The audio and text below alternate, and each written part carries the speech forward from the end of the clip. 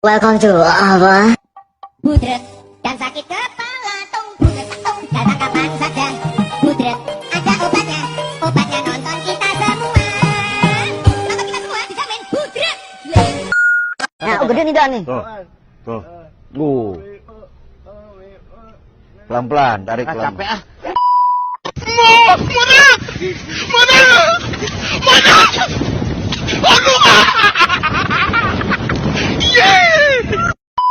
Sabar, intro dulu.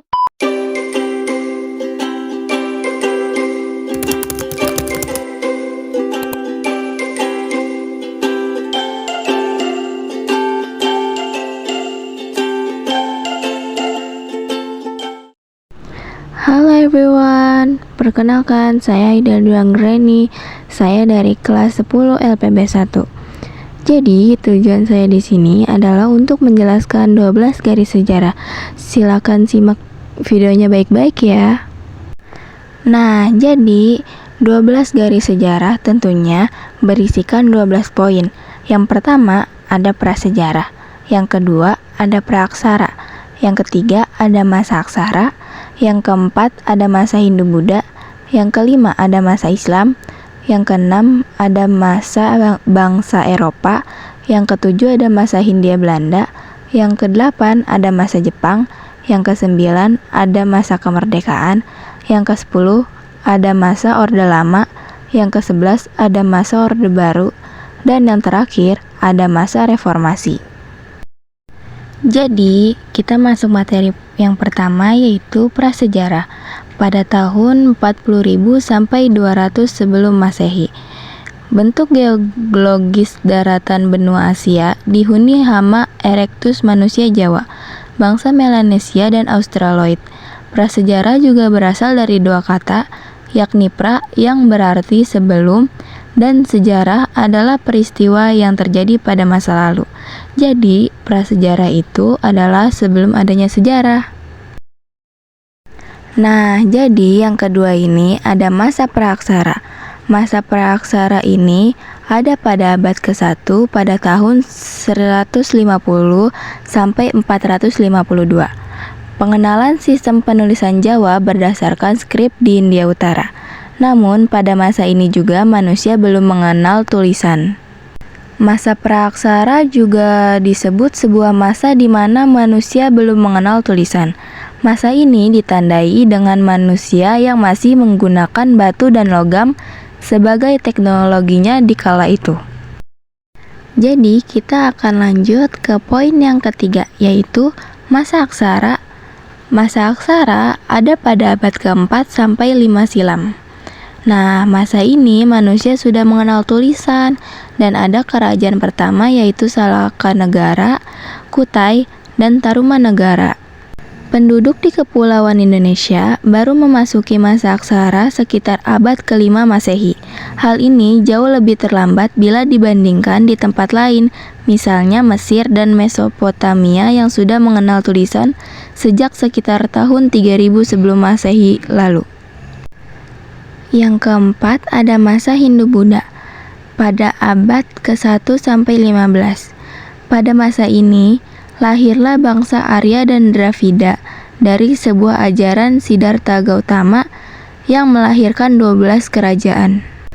Masuknya agama Hindu dan Buddha ke Indonesia berawal melalui jalur perdagangan. Pada masa tersebut, sebelum bangsa kolonial datang ke Nusantara, Indonesia melakukan transaksi perdagangan dengan bangsa asing, terutama Tiongkok dan India yang merupakan pusat agama Hindu dan Buddha terbesar di Asia. Yang kelima, ada masa Islam pada abad ke-7 sampai 560 Masehi. Masa Islam ini ada pada sejak Nabi Muhammad SAW di Arab dan penyebarannya melalui dakwah perdagangan dan lain-lain. Dunia Islam menghasilkan banyak kontribusi terhadap perkembangan teknologi dan kebudayaan, baik dengan menjaga tradisi yang telah ada ataupun dengan menambahkan penemuan dan inovasi mereka sendiri. Yang keenam, ada masa bangsa Eropa pada abad ke-16. pada tahun 1511 sampai 1942. Masa kedatangan bangsa barat Portugis, Spanyol, Inggris, Belanda, Cina, dan Jepang. Bangsa Eropa datang ke Indonesia dengan 3 tujuan utama, yaitu mencari rempah-rempah atau biasa disebut gold, mencari kejayaan atau glory, dan menyebarkan agama Nasrani atau gospel. Yang ketujuh itu ada masa Hindia Belanda.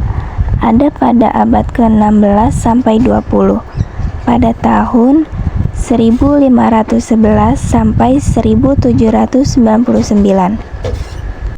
Kongsi dagang VOC, EIC, CDI, kedatangan mereka ke sana dipimpin oleh Cornelis de Houtman yang datang ke Banten untuk mencari rempah-rempah.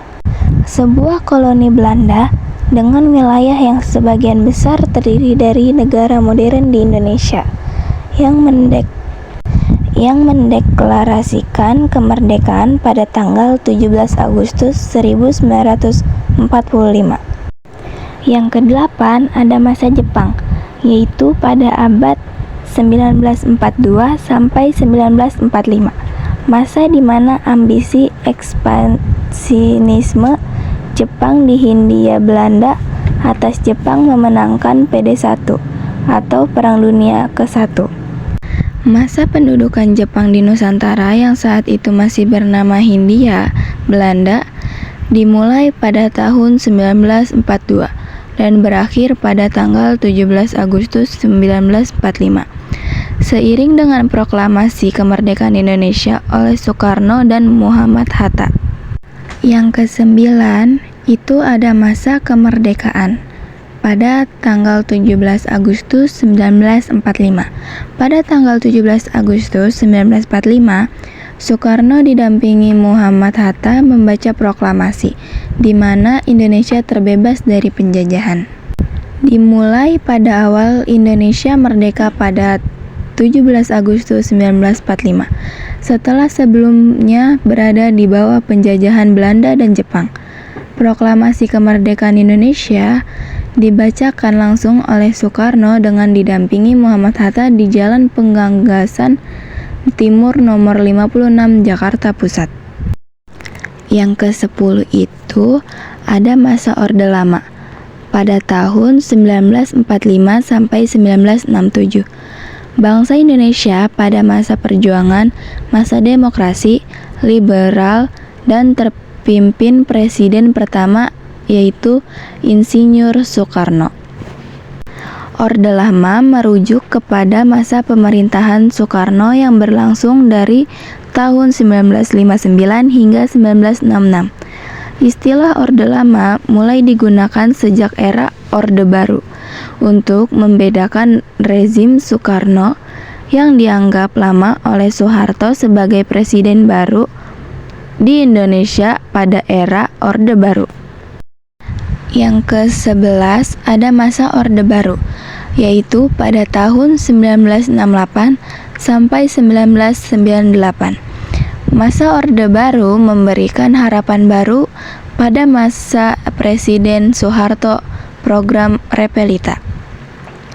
Lahirnya Orde Baru diawali dengan dikeluarkannya surat perintah pada 11 Maret 1966.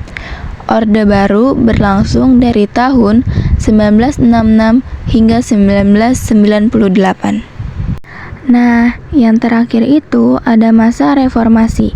Masa reformasi ini pada tahun 1998 sampai sekarang. Era reformasi atau era pasca Soeharto berhenti dari presiden 21 Mei 1998. Ia memimpin selama 32 tahun. Munculnya era ini ditandai dengan peringatan reformasi Indonesia, ditandai dengan jatuhnya Presiden Soeharto dari tampuk kekuasaan Republik Indonesia.